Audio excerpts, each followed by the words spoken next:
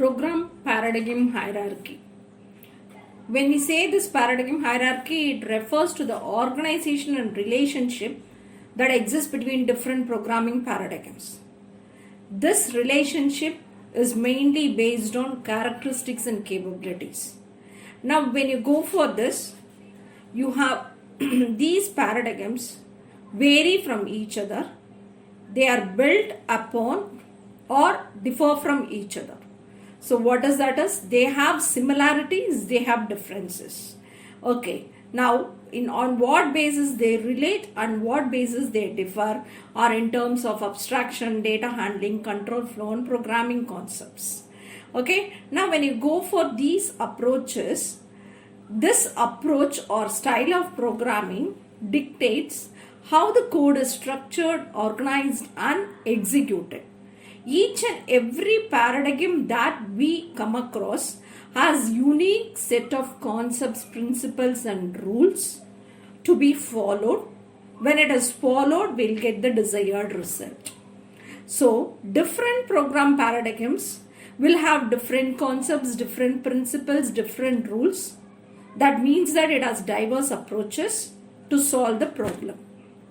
Now, whenever you go for applying a particular paradigm for a particular task, since you come across many alternatives, you see to that you select the most appropriate, suitable paradigm for your task to get the reliable, efficient, maintainable code for your task. Now, when you go for this paradigms, you have large number of paradigms, but when we arrange it, there is no universally accepted hierarchy. We can go with this in any order to go with. Okay. Now the first paradigm that we are going to see is imperative programming, where it is said to be the foundational paradigm which encompasses procedural programming. Now it is the oldest and most widely used programming, where it focuses on the sequence of instructions that we are going to execute. When I say sequence, it means that it performs a task in such a way that it is executed step by step. So each task, whichever you perform, it is structured in such a way that it has series of statements, and these statements are executed one after the other. Execution happens the order in which the statements are arranged or appear in the code, whatever it might be. Then the next one is mutable state. When I say mutable, the variables that is present in the imperative programming can be modified. So manipulation, storage, everything will happen since it remains mutable. Okay, so this mutability enables the program to maintain state and retain information across different parts of the code. So when you are in the situation to change the values at different parts of the code, this change will be updated. Next, control flow. Whenever we say control flow, we have so many statements such as looping statements, conditional statements. So we use all these looping statements and conditional statements to have the control over the constructs. Next it is procedural abstraction. When I say procedural abstraction, you may have a very big task, very complex task. So executing that will be a very difficult task. So what we do is we break down the complex tasks into simpler tasks, and then we make use of it. So when you go for breaking it, here comes reusability. So a particular part of code can be used as many times as it is needed in different parts of the program. So that's what you come across here. Then efficient memory access. So imperative program allows developers to have fine-grained control over memory. That is, the memory is used effectively. For example, when you go for code reusability itself, it is a very good example where you need not write a particular part of code again and again. Wherever needed, the particular part can be called and used by using looping and conditional statements. Then close mapping to hardware. Imperative languages reflects the underlying hardware architecture. That is, it gives out the hardware architecture which you are going with. So it is very advantageous for low level programming tasks to come across and have a look over it. Okay. Then input output operations. So imperative languages takes the input and gives out the output by means of input and output devices that is present. So they take up the input, do the process, give the output through the output device. General purpose programming. Imperative program is a general purpose programming where it is used in wide range of applications from simple scripts to complex systems. Wide adoption and ecosystem. Due to their long history and wide usage with the extensive libraries, tools and resources available, it makes its usage very easier, efficient, and it is more accessible. Then traditional and intuitive. Since imperative program is the first paradigm we come across, this undergoes step-by-step approach and it gives out how we think about accomplishing tasks in everyday life. So the examples of imperative programming language that we come across is C, C++, Java, Python, Fortran, etc. Then the next one that we come across is object-oriented programming. So when I say object-oriented programming, it mainly revolves around the concept of objects. What are objects? Objects are nothing but real world entities that we come across. So when I say object-oriented programming, we'll go across all these features which is widely used and it is beneficial. The first one is encapsulation. What is encapsulation? This programming has data hiding and encapsulation where the data is bundled up with methods. So they operate on a single unit which is called as object. These internal implementation are hidden from the outside world. So since it is hidden from the outside world, it promotes information hiding and modularity. Abstraction. It allows developers to create simplified representation of complex real-world systems where it focuses only on relevant attributes and behaviors. It helps in managing complexity of large projects and improving code maintainability. Inheritance. Inheritance allows objects to inherit properties and behaviors from other objects. This hierarchical relationship helps in creating a class hierarchy, promoting code, reuse and reducing duplication. The next one is polymorphism. Polymorphism is enabling an object of different class to be treated as objects of common superclass. So object of different class enables objects of different classes to be treated as objects of common superclass. Okay, so this feature allows for flexibility in designing systems. Then modularity and reusability. When it is modularity and reusability, encapsulation and abstraction plays a very, very important role. When I have encapsulation and abstraction features, the objects are developed independently. It can be combined to form complex systems, which naturally leads to maintainability and reducing develop time, where you come across modularity and reusability. Then flexibility and extensibility. Object-oriented programming supports extension and modification of existing code. So this naturally has an impact on flexibility and extensibility. That is, new features can be added when code needs to be added and changed. Then message passing. So message passing, you can pass messages between objects so that they communicate and interact with each other. An object can invoke methods on others, which enables collaboration. Then real world modeling. Object-oriented programming developers model real world entities which remains more intuitive with understandable code. So this which they design is more natural and it is closer to human cognition. Then community and libraries. Extensive libraries, frameworks, tools are present in object-oriented programming, which enables the developers accelerate more solutions for the developing problems. Design pattern. Object-oriented programming promotes the use of design patterns, which are proven solutions to common programming problems. The reusable templates enhances the efficiency and maintainability of software systems. So the languages that include are Java, C++, Python, C#, Ruby.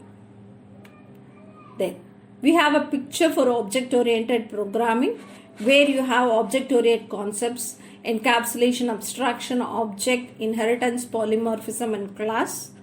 When you come for this second diagram, it is object-oriented where you have the class dog and you create an object name. You have the attributes as height, weight, food and methods as run, play, eat. So a class dog has been created with all these attributes and methods.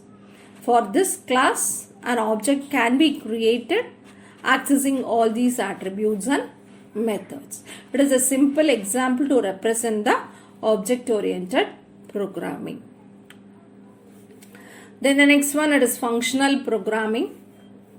Functional programming paradigm treats computation as evaluation of mathematical functions. It mainly concentrates on evaluating mathematical functions and it avoids changing state and mutable data. So it gained popularity in recent years due to its simplicity, readability and maintainability. Then the first feature is first class functions.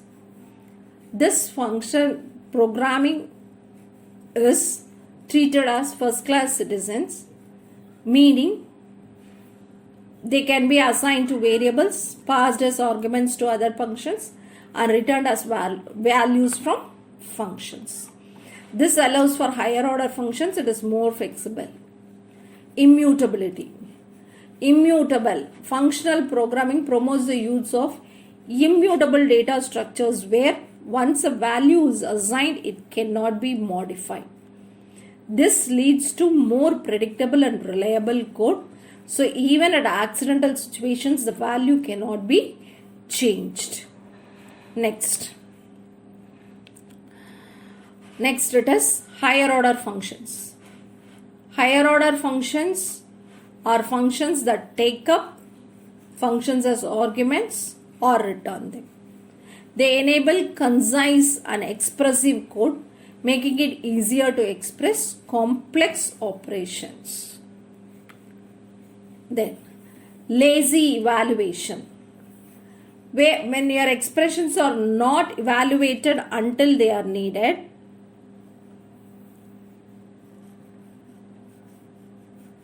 expressions are not evaluated until their values are needed. So if they are needed only, they will be evaluated, otherwise they will not be evaluated. So it results in efficient use of resources and improved performance. Concurrence and parallelism. Concurrency is executing programs simultaneously. So functional programming has these pure functions with immutability, which makes it suitable for concurrent and parallel programming. Since it is not mutable, it is immutable, concurrent process becomes easier. Then functional pipelines. Functional pipelines employs data pipelines where a sequence of operations is applied to data in a chain. So this approach is, can lead to the code that remains readable, understandable and maintainable. So the programming language that uses this is Haskell, Lisp and Clojure, Scala and F#. you have a small representation of these functional program with its functionalities: immutable data, closure, first class function, maintainability, modularity, and referential transparency.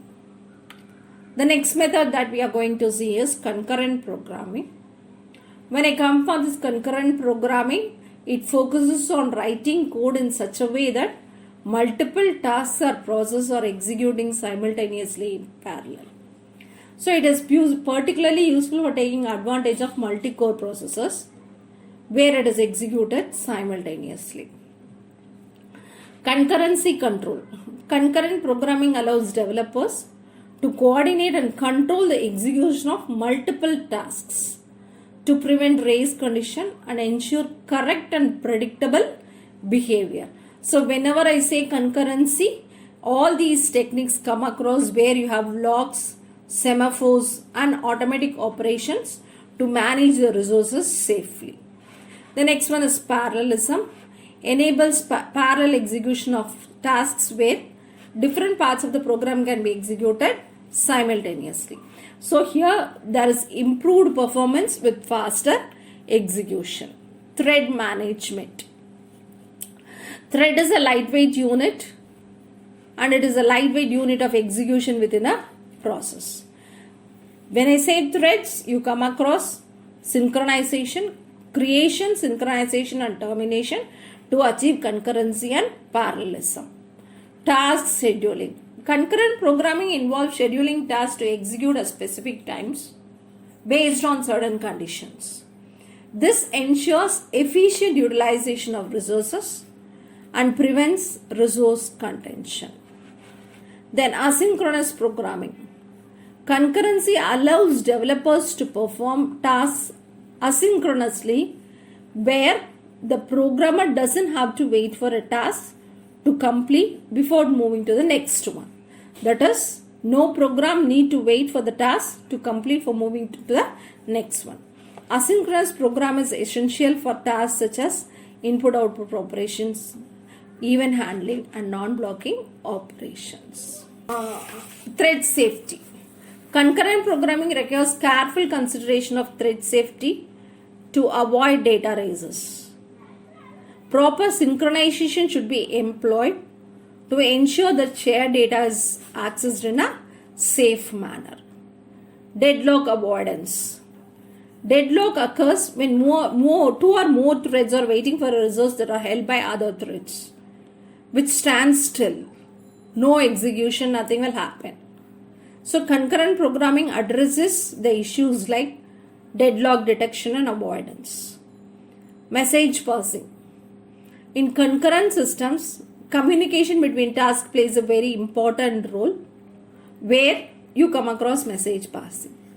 So it allows different parts of the program to exchange data and coordinate among them. Task coordination. Concurrent programming involves managing task coordination where multiple tasks need to work together to achieve a common goal. When multiple tasks are executed simultaneously, surely task coordination should be there to achieve the common goal. So coordination mechanisms like barrier and conditional variable are used for this purpose. Scalability. It is essential for building scalable systems that can efficiently handle a large number of users. It enables programs to take advantage of available hardware resources and distribute tasks effectively. So there are many programming languages that support these concurrent programming. One such programming that we know well is Java, and the next is C++. Next we go with Go, Erlang, and Python. We have a small representation for multitasking, parallelism, sequential approach, and parallel approach. When you look upon this multitasking, first task X gets executed for a particular period of time. Then task Y is executed for a particular period of time. After that, again task X takes up. Then task Y and then again task S. This is multitasking. When I come across parallelism, both task X and task Y will execute in different processors. This is what is parallelism. Sequential approach, start, the model is executed one after the other. When it is parallel, each model is executed simultaneously and we obtain the result.